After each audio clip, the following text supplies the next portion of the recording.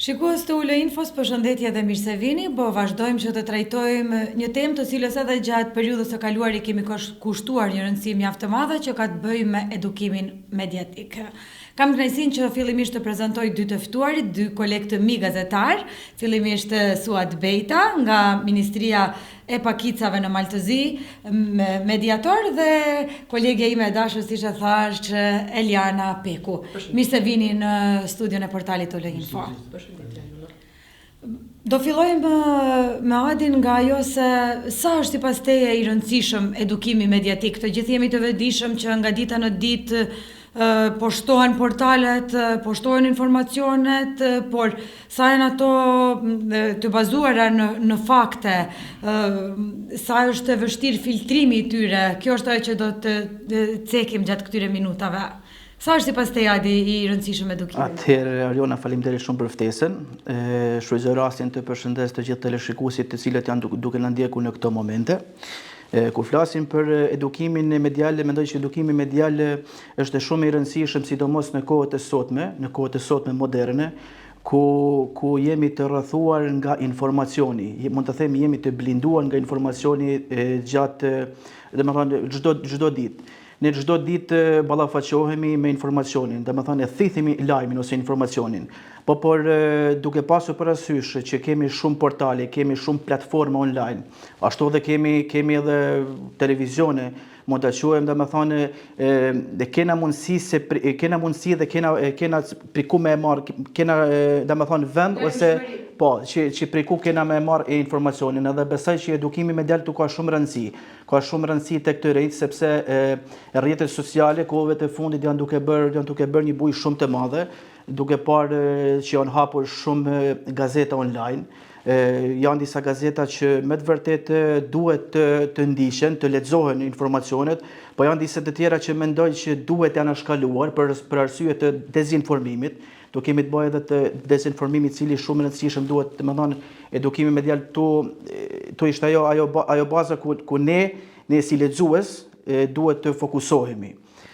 Besoj që të rinjt, domethënë mosha e dytë, mosha mesme, duhet i kushtojnë më shumë vëmendje sa i përket paradalimit të dezinformimit, duke pasur parasysh që kemi një rrjet social siç është TikTok, është duke bërë shumë bujë të madhe, dhe tu ka shumë dezinformata, ka shumë lajme të cilat nuk duhet t'i ndjekim, nuk duhet t'i lexojmë, për arsye sepse jo vetëm që ne i lexojmë, domethënë i thithim si informacion, por në raste të tilla ka shumë persona që e shpërndajnë, domethënë të njëjtin informacion, por me këtë mund të bëjmë shumë dëm. Domethënë nëse është informacioni sakt, është diçka që në rregull, por mund të jetë një dezinformim që mund të ketë pasoja mbrapa kësaj. Atëherë, tu kemi dhe, domethënë, po kthehemi te edukimi, domethënë që krijon një përmbajtje cilësore në platformë ose në gazeta të ndryshme, duke pasur parasysh që rrjetet sociale, domethënë personat ose domethënë lexuesit i kanë anashkaluar kohët e fundit komplet televizione, domethënë janë kthyer direkt nga platformat online ose gazetat shqip. Dhe besoj që është diçka e mirë, domethënë edukimi medial është shumë diçka e mirë për kohën e sotme, dhe besoj që apeloj tek të rinjt, tek moshat e dytë, po edhe tek ato të treta që të zgjedhin gazetën ose televizionin, që ku e thithin, ku e marrin lajmin ose informacionin. Me qëllim që mos të vi deri tek dezinformimi.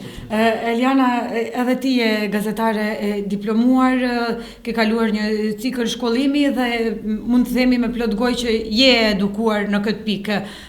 Edhe në shkollat tona, në gjimnazin publik, ekziston lënda e edukimit mediatik si lëndë zgjedhëse. Mendojnë që është një diçka pozitive dhe që edhe të rinjt ka nevojë që të edukohen në këtë drejtim, si e shet, i cili do ishte qëndrimi yt? Absolutisht mendoj që të rinjt ka nevojë për një edukim medial, është një gjë primare. Personalisht më ka ndodhur edhe vetë të bëj sa herë share ndonjë postim që në fund është supozuar që ka qenë i rrem. Kështu që më ka ardhur personalisht marrë.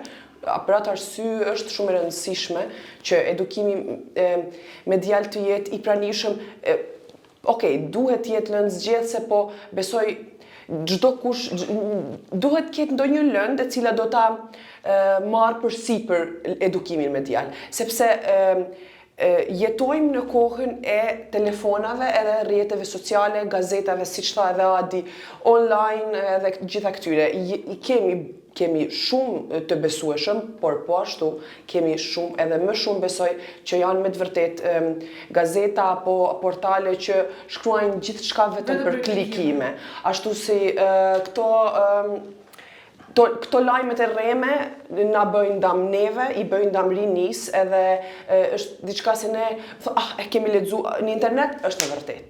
Kështu se ajo gjë është shumë në këtë kohë e pranishme, ashtu se si edukimi medial në përgjithësi të gjitha moshat është i domosdoshëm. Personalisht unë mundohem fëmijëve të mi që tani t'i them që nuk është e vërtet kjo çka shohim, nuk është e vërtet që të dinë se nuk është gjithçka çka shohim, nuk është e vërtet, ashtu që shpresojmë që përgjigje shumë e mirë për të ndërlidhur edhe me pyetjen e radhës që ka të bëjë pikërisht me lajmet e rreme. Adi, sipas teje, si do të mund cila është mënyra më e mirë për të filtruar informacionin apo këshilla edhe për ne që jemi pjesë e medias, por edhe për publikun apo për fëmijët të cilët mbas adoleshentët që janë më shumë të prekur, si të dallojnë, si të mbrohen nga informacionet e rreme? Atëherë, kemi disa pika që mund të dallojmë informacionin ose lajmin e rrem, dhe me thonë pikë pari është pika parë që mendoj që duhet burimi informacionit, pika buron lajmit, dhe me thonë. Atëherë kemi edhe disa informacione se lajmet që kanë titullin shumë tërhec. Dhe me thonë, duke u bazu në titullin e lajmit, ne na futen në kurth. Ne kemi me të vërtet një kurth, sepse janë disa titull që shkruan urgjente, për shembull ka urgjent. Mendoj që direkt titulli dhe me thonë tërhek, dhe me thonë ne klikojmë, ne hypim informacion, dhe me thonë por informacion nuk është as pak i vërtet. Aty mund të gjejmë edhe duke parë dhe lajmin ka dhe gabime gjysore. Po ligji në këtë pikë sa i përket shpërndarjes së informacioneve të rreme, si qëndron situata në Malëzi sipas teje?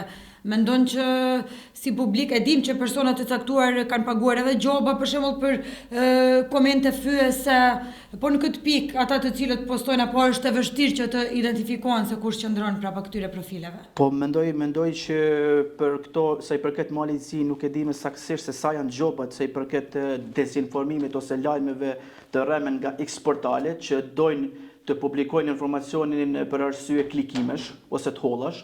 To nuk e di se saktësisht se sa janë të dënimi me të holla ose sa janë dënimet me saktësisht, por mendoj që duhet pasur shumë kujdes, sidomos kohën e fundit.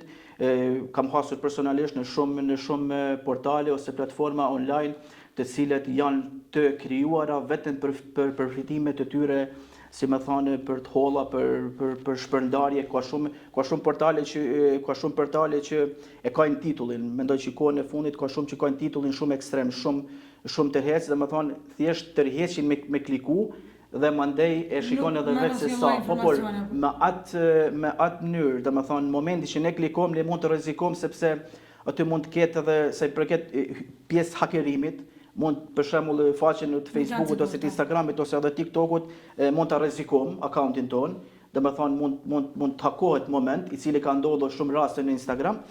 Edhe duke u kthy prep në këtë pyetjen si që vune ti, si ta dallojmë lajmet e rrem, duhet shikuar edhe datën. Kemi shumë informacione ose shumë gazeta të cilat i shpërndajnë informacione 3 ose 4 vite më përpara. Kam një ditë më parë apo 2 ditë kam parë një informacion që ishte në fillim të koronës, Covid-19, që ishte një informacion që ishte shumë tërheqës në atë kohën e vetë, sepse tash nuk është më, por thjesht për me kriju panik tek lexuesit, edhe ishte për klikime më tepër.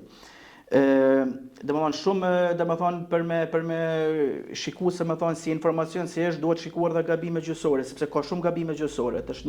Mendoj që ditën e sotme ka shumë gazetarë.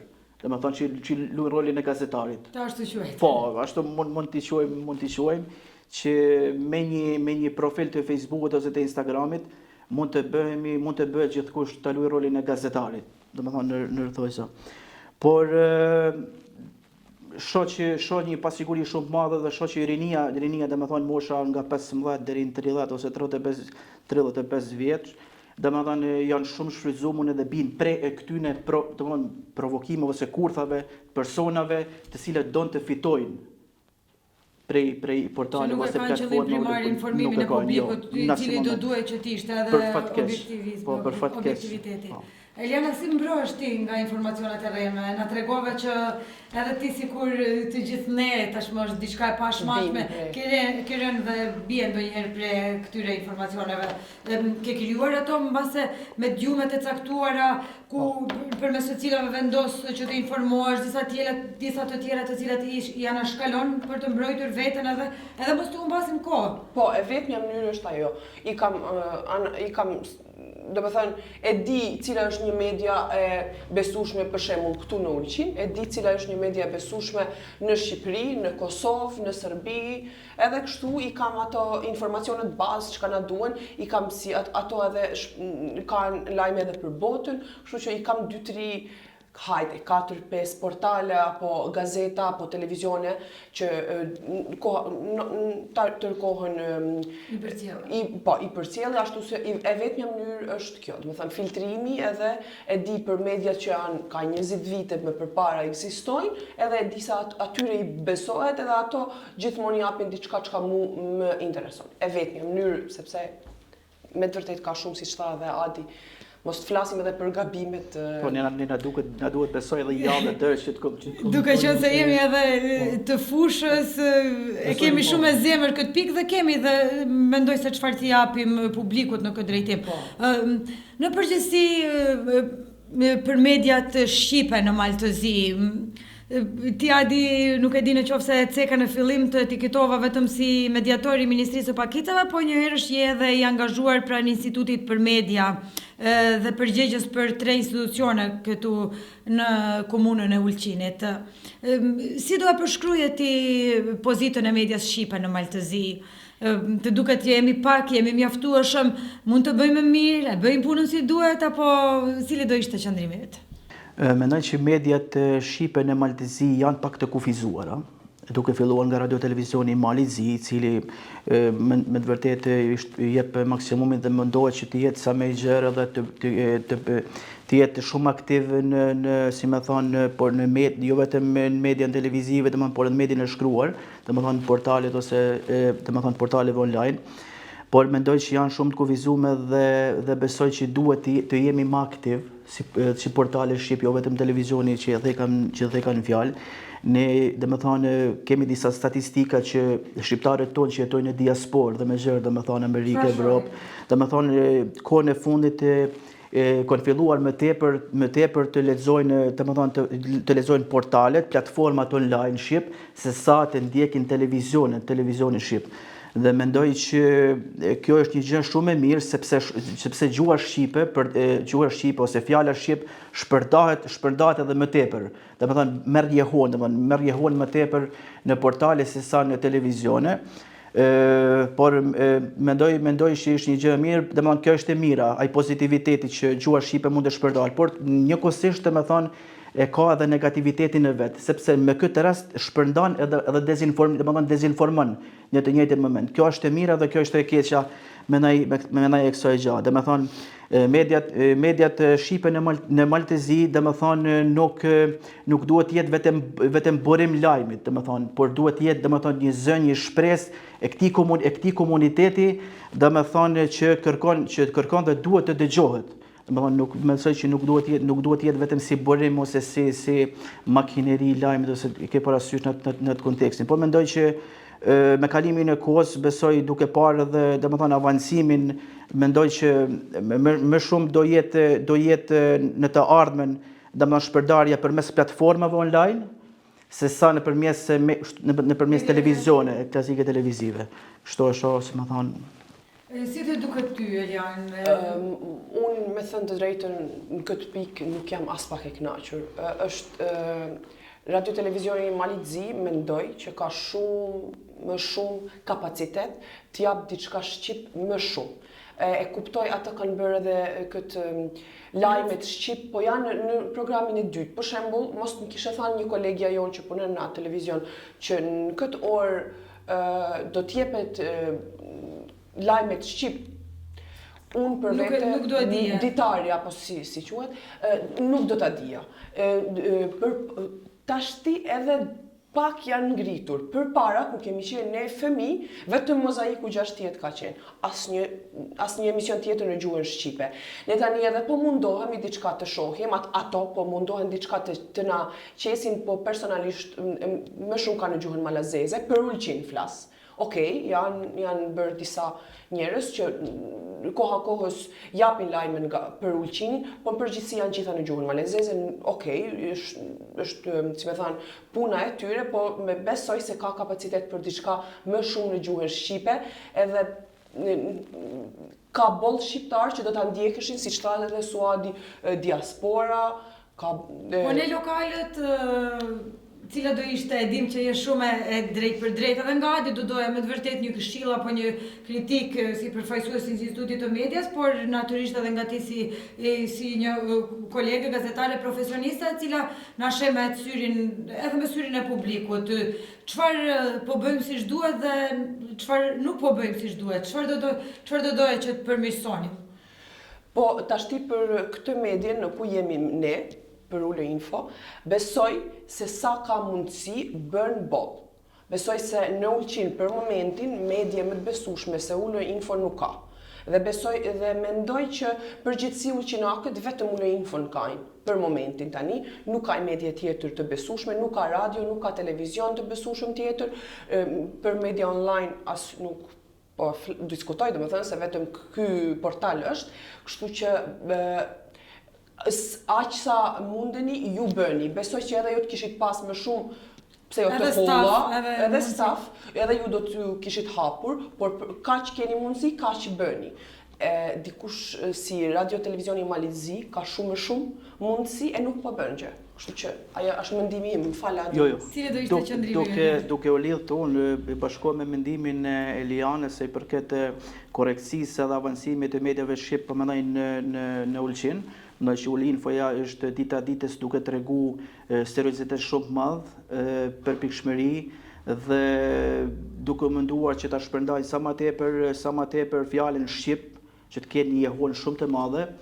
Por domethënë e dyta është mendoj që mediat shqipe kanë problem të vetë financohen, nuk kanë buxhet edhe janë të detyruar domethënë të ndihmohen ekonomikisht, të ndihmohen politikisht për fat keq.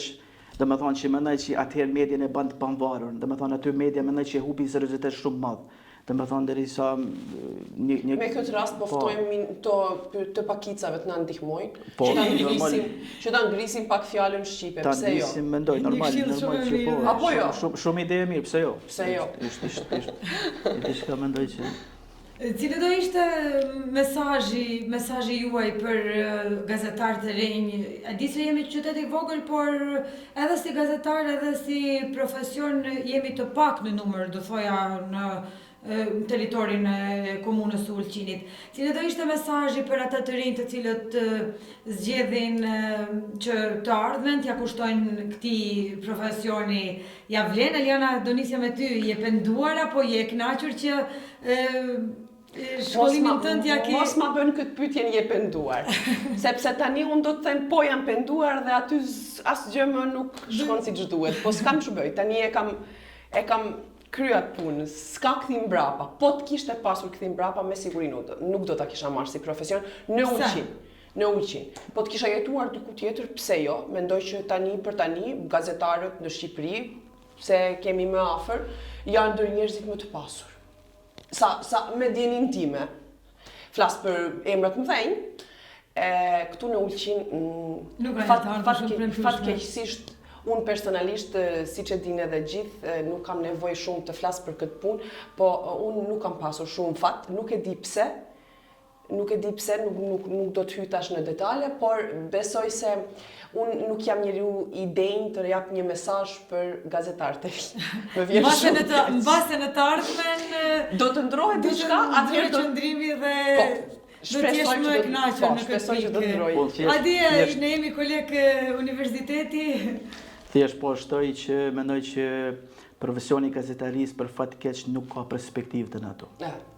Për fat keq, duhet të them për fat keq, unë personalisht e kam kryer gazetarin, por nuk muj të gjej, domethënë ta gjej veten me këtë profesion në këtë qytet. Nuk muj, duhet ta themi për fat keq. Mendoj që një mesazh kam për trit tanë që e kanë kryer gazetarin, domethënë ose e kryjnë ose dojnë me e kryer, kanë si ide me e kryer, domethënë gazetarin të ardhmen. Mendoj që duhet të synojnë të punësojnë jashtë vendit, jashtë Ulqinit, që të kenë një të ardhme të mirë, domethënë në profilin e tyre, në jetën e tyre gjithmonë në gazetari. Mendoj që jemi shumë larg Shqipërisë, jemi shumë larg Kosovës, mas tha Maqedonisë e më larg, por mendoj që ti je gazetar, duhet të jesh i pavarur. Në moment që ne mvarna, domethënë bëhesh i varur, e hub pjesën e komplet të rolit të profesionit si gazetar, dhe atëherë ti mund punosh si person i thjesht, domethënë duke mos kryer universitet fare. Po. Domethënë kjo është për fat keq me ne, dhe nëse nëse të rit tanë kanë kryer dhe kanë arrit me kryer këtë profesion, unë si më thonë, ju nap si mesazh që t'jeni vetvetja, t'jeni të pavarur dhe të vazhdoni me kokën lart, pse jo nuk i dihet të ardhmen edhe në Ulqin mund të ndryshojë diçka, po edhe jashtë vendit si e ceka edhe në fillim. Një bisedë shumë e këndshme kjo sonte në studion e portalit Uleinfo. Unë sinqerisht uroj t'ju kem përsëri dhe shpalosim gjëra të tjera të bukura. Shpresoj që edhe shikuesit ta kenë shijuar këtë bisedë. Si gjithmonë vazhdoni qëndroni me portalin Uleinfo.